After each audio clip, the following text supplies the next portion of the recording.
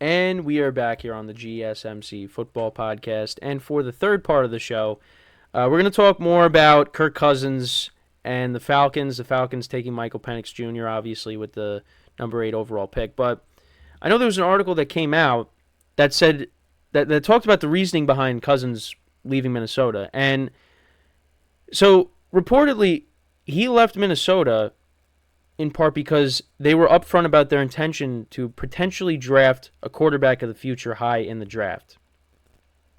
And yeah, so that's why he ended up leaving and going to the Falcons. And what did the Falcons end up doing with their high draft pick? Taking a quarterback. And Kirk Cousins was not made aware of it. And I know I talked about the two sides, how, the Falcons should be transparent, should have been more transparent and said, hey, this is what we're going to do, instead of just, we're going to take a quarterback. But then on the other side, you look at it and you say, well, Kirk Cousins did get a 4-year contract that was $180 million and $100 million guaranteed. So why should we feel bad? I get both sides. For me, I think they should have at least have been more transparent and said, hey, this is what we're going to do with our first pick. But, yeah, that's just how it happened. And Natty Ron says, Atlanta stole Denver's quarterback. They threw a wrench in the game. I guess that's what you meant to say. Yeah, because then Denver ended up taking Bo Nix with their first pick. But yeah, I mean that was the shock of the draft. He said Denver didn't want Bo. Well, that's who they ended up getting. And now he joins a quarterback room with Zach Wilson, Ben DiNucci, and Jared Stidham. So, that's the Broncos quarterback situation right now. And hopefully they do. Hopefully Bo Nix is their guy. Hopefully it is, but we'll have to wait and see. But with the Falcons though, and the whole Kirk Cousins stuff, yeah, I mean I guess I kind of feel bad for Kirk in the sense that you left because the Vikings were like, hey, we're going to draft your replacement. And they took J.J. McCarthy, who they really liked. But then he ends up going to another situation where you're told, hey, you're the guy. And then they're like, oh, we're going to draft your replacement. So, but at the end of the day, and it's cliche, but it's a business. I mean, the Falcons thought what they were doing was the best thing because they're planning for the present and the future. And that's what they did here. And Natty Ron says, again, if I'm Kirk, I'd be worried one injury away. Yeah. I mean, I've said it. You're coming off of a Achilles injury. You're 36 now, or you're going to be 36. And they got their future waiting in the wings. So, if he gets hurt and Michael Penix comes in and he plays really well, yeah, you might not get your job back. I mean, one scenario I could think of is, or one instance I could recall is you go back to 2016 with Tony Romo and Dak Prescott. Now, the Cowboys didn't take Dak Prescott with the number 8 overall pick in the draft, but, he was a 4th-round pick, I believe. And Romo got hurt, and they put Dak in, and they never looked back. Dak's been their guy.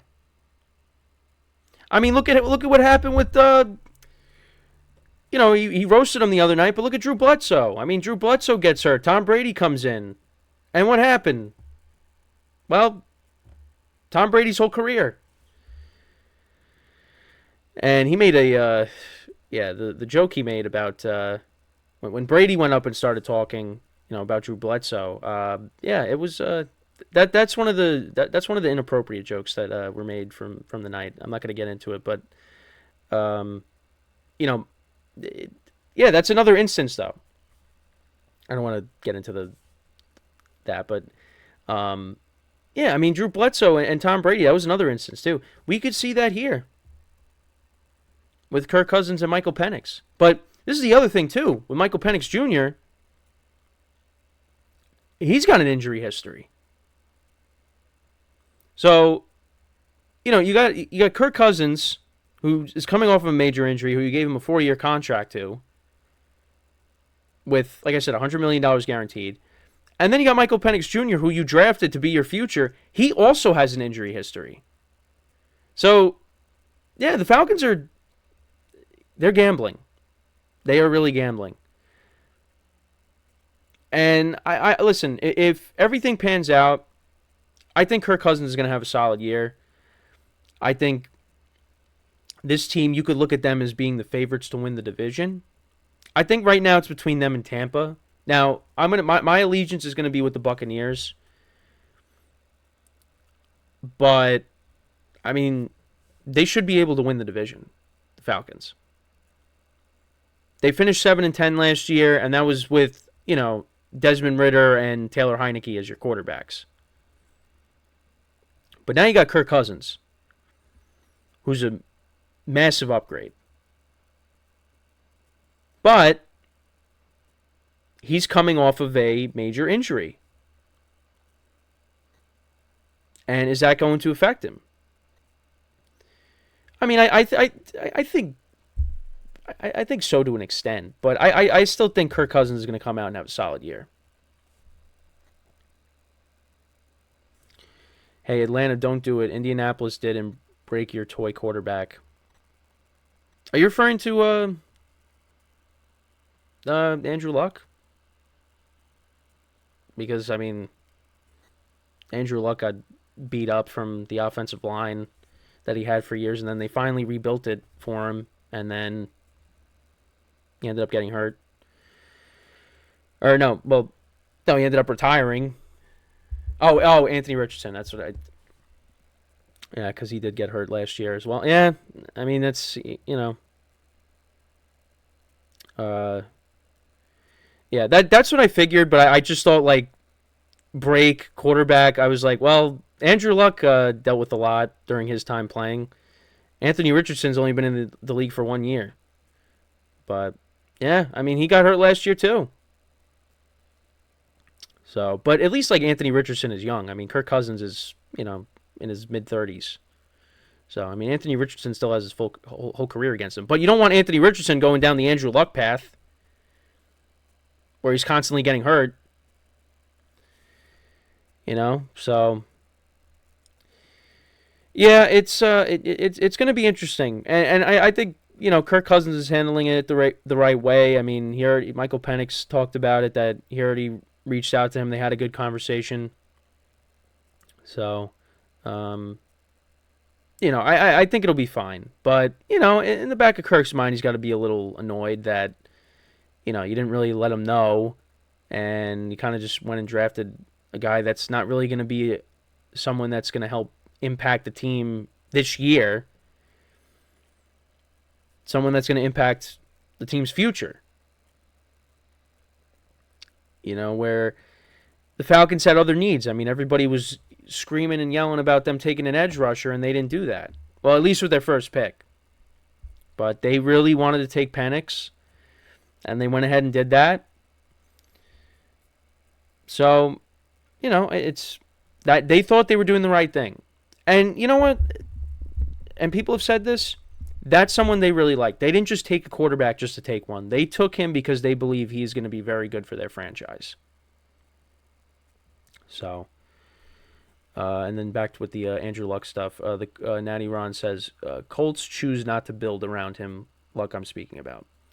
Yeah, I mean, they finally built that offensive line for him, and 2018, he had that good season. They made the playoffs. They lost to the Chiefs, though, but, it's then he ended up retiring because the injuries just kept mounting up, and, because he got hurt before 2019. He was dealing with an injury, and he just couldn't do it anymore.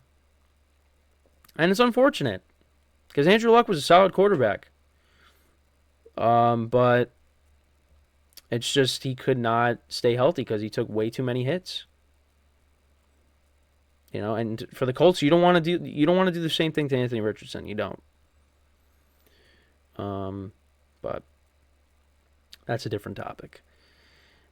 But with the Falcons, and Kirk Cousins, they like I said, they should be a good team.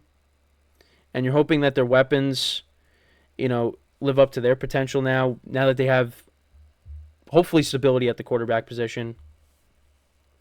Yeah, because even Natty Ron says if the quarterback situation works out for Atlanta, they could be sneaky good and win the division. Yeah. Like I said, I think if Kirk Cousins is healthy, I think they should be the favorites.